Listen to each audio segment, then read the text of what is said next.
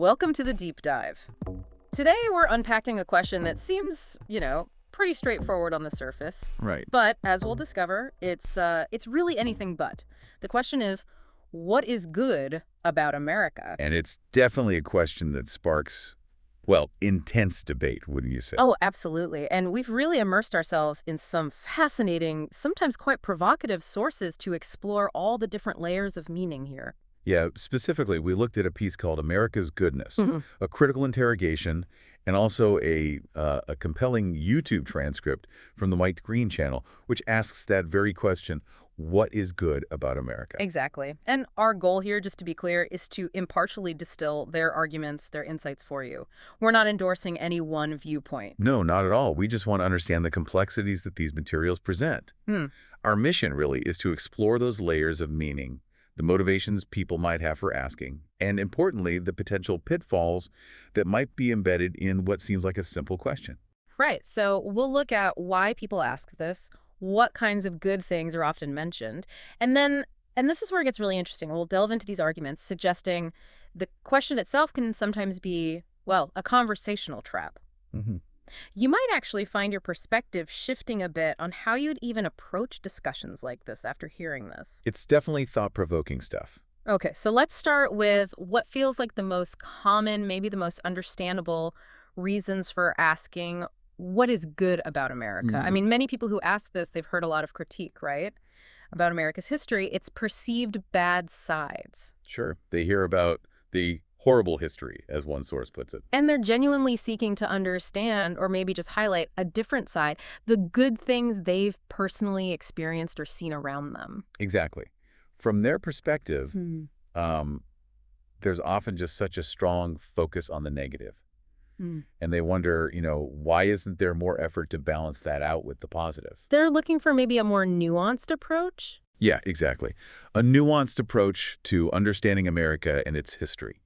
They tend to believe that a balanced view is just more credible, ultimately, than one that only focuses on what's been horrible. And if you ask them, people often point to like a whole list of positive personal A experiences, litany of items, yeah. things that, to any objective observer would just be considered good things. Like think about the birth of a child, assuming that child is wanted and loved. Of course. Or just the feeling of safety and security in your home, your community, the love, the nurturing you get from people around you, maybe encouragement from friends or mentors. Right.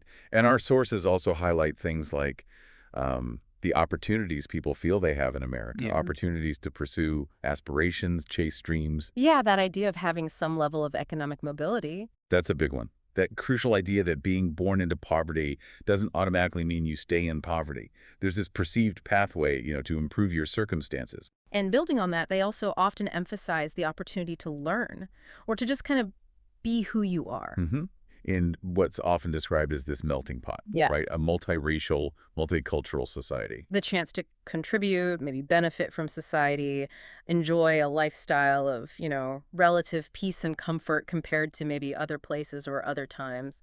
And these are all things, the argument goes, that do exist within America, even, as the sources acknowledge, under systems that some might consider oppressive to certain groups within the country. So it's a perspective that definitely acknowledges flaws, but it strongly emphasizes these existing, tangible, often personal, good experiences. Okay, but here's the pivot. Yeah. What's fascinating is how one of our key sources, America's Goodness, and also that YouTube transcript, they turn this around.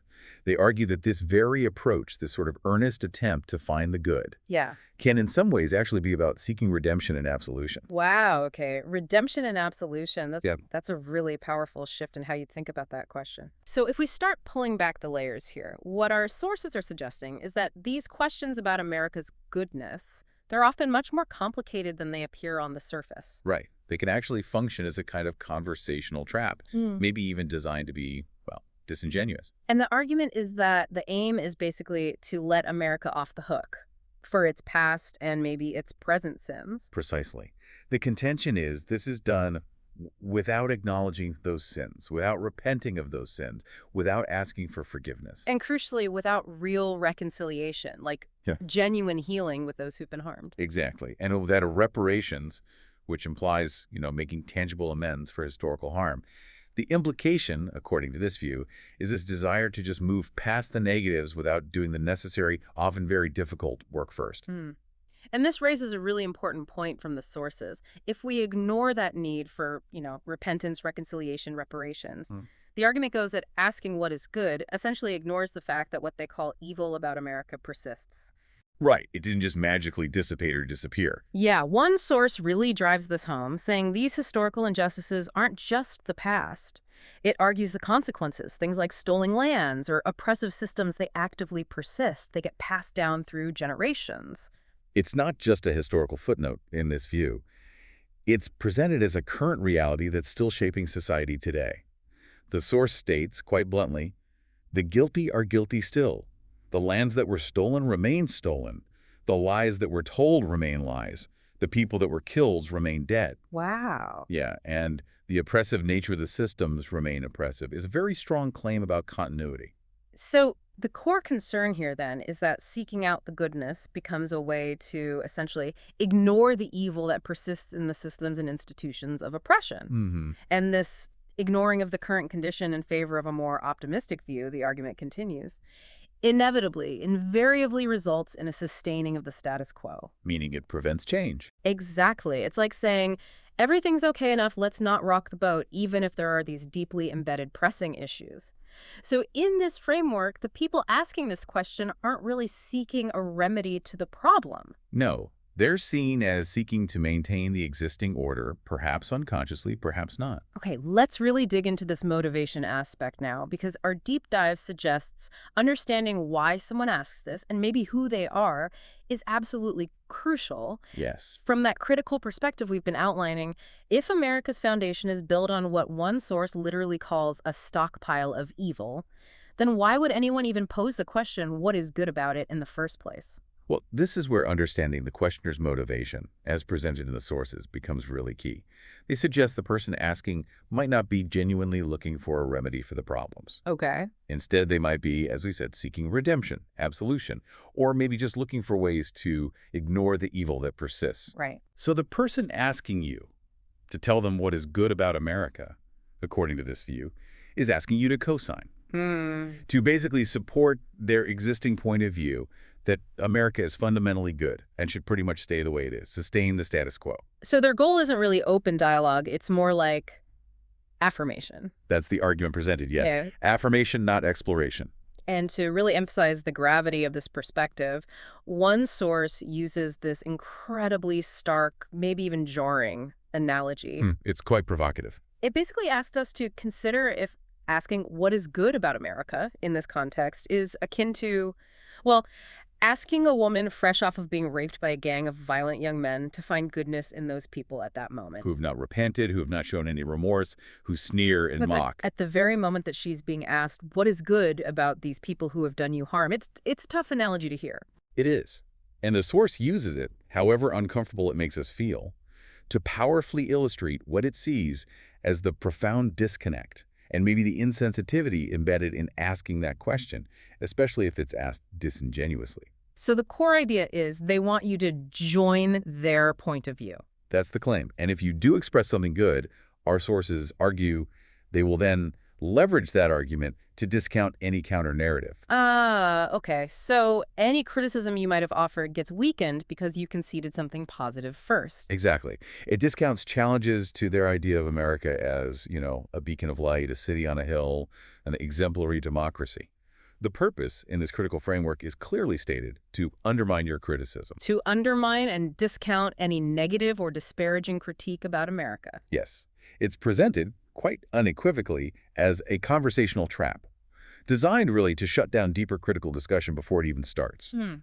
What's also fascinating here is the connection our sources draw to personal identity. Yes, this is important. The way someone perceives America, the argument goes, is often deeply tied to the way that they perceive their identity as an American. Right. So in their mind, if you're criticizing America... You're criticizing them. Exactly. The question, what is good about America, can sort of morph into what is good about me, because they identify so strongly with the country. With its founding fathers, its systems, the Constitution, the flag, the anthem, all of it. They genuinely believe these things are good, maybe good for everybody, and that belief is part of who I am. It's almost like, criticizing someone's favorite sports team, but obviously on a much, much grander and more personal scale. Yeah, their identity in this view is just profoundly intertwined with their perception of the nation. And that really shapes how they hear any critique. Okay, but then what about people who are genuinely trying to bridge divides? People doing the hard work of, seeking to educate, inform, empower people with maybe uncomfortable truths about America's past. Right. Our sources describe a real dilemma, particularly for, say, well-meaning white people, trying to persuade maybe white Christian conservatives or just others who hold that very lofty view of America. Yes, they genuinely want to connect, right? Find some common ground. And these persuaders, the sources say, often feel compelled to answer that question about America's goodness. They feel they have to. Why? What's the thinking there? Well, the idea is that they need to answer it in order to find some measure of common communication, common understanding, common ground, common credibility with that individual. Ah, okay. They worry that if they only criticize, they'll just be completely shut out. Exactly. Rejected, maybe feared, seen as an enemy, and then they lose any chance to influence or persuade at all. That makes sense, that dilemma. But what do the sources say about that strategy? Well, they argue pretty strongly that the moment you answer that question, if it's coming from a disingenuous questioner, it is a mistake. A mistake. Why? Because the argument goes, the questioner is not seeking to hear the whole story. They're not like a neutral jury listening to both sides. Right. They're seeking that affirmation we talked about. Yes. Affirmation and maybe a tool, a weapon even, to undermine your criticism, to just solidify their own narrative, not genuinely engage with the different one. Okay, so if it's a trap, how do the sources suggest you navigate it or get around it? Well, the suggestion is, instead of directly answering the what is good part, you simply express an awareness of the questioner's position. Show that you understand their understanding of America. Ah, so you let them know, okay, I hear you. I see where you're coming from. Exactly. The source says you have to answer in a way that lets that person know that you understand them. And this is interesting, that there is goodness in them even though they are identifying with evil systems. So it's about acknowledging their perspective, maybe even their personal goodness, without validating what the source sees as the disingenuous intent behind the question itself. Precisely. It's a subtle distinction. And what if you can't do that? If you can't provide a sufficient and adequate and acceptable description or response that achieves that, Then what? the advice is pretty blunt. It is best to walk away from that question. Disengage. Yeah, leave them wondering. Because, the source concludes, what they're really wondering deep down is if you know what is good about them, about their identity, which is so closely tied to how they see America. That's a really interesting psychological take on it. But does this mean the sources argue there's absolutely no good then? No, not necessarily. It's more nuanced than that. One source actually points out, referencing a biblical quote, that even Jesus acknowledged that those of you who are evil still know how to do good. Okay, so what's the implication there? The argument is that individuals can do good. People can have good qualities, perform good actions, and yet still support what the sources describe as evil and oppressive institutions and systems that might be harming large groups of people. Ah, so there can be good qualities in individual people and the capacity to do good even if they operate within or support flawed or oppressive systems. Exactly. It's presented as a crucial distinction, separating individual goodness from the nature of the larger systems. Got it. So wrapping this up, what does all this mean for you, listening? This deep dive into what is good about America really reveals that the question itself is, well, rarely as simple as it sounds on the surface. Yeah, it really highlights the vastly different motivations, the different identities that can be at play whenever this topic comes up. And it shows how easily a conversation can potentially become a kind of trap. We've seen how some people genuinely seem to be seeking balance, wanting to acknowledge positive experiences alongside the critiques. Right. While others, our sources argue, might be implicitly seeking a kind of absolution, maybe wishing to avoid confronting those deeper systemic issues. And for those people who are trying to bridge divides, trying to educate, navigating this question requires, well, a profound awareness, doesn't it? And some pretty strategic communication. Absolutely. You have to be really conscious of what might be going on beneath the surface of the question. So whether you find yourself on the receiving end of this question, or maybe even considering asking it yourself, understanding these underlying dynamics that our sources point out seems pretty crucial. It really changes how you might perceive the whole interaction. And maybe this leaves you with an important question to ponder, something to mull over on your own. Yeah, in a world where, as these sources suggest, individual goodness can coexist with systemic injustice, how do we actually engage in conversations about national identity, about history, in a way that moves beyond just seeking absolution and genuinely strives towards, well, remedy and reconciliation? That's the challenging question these sources leave us with.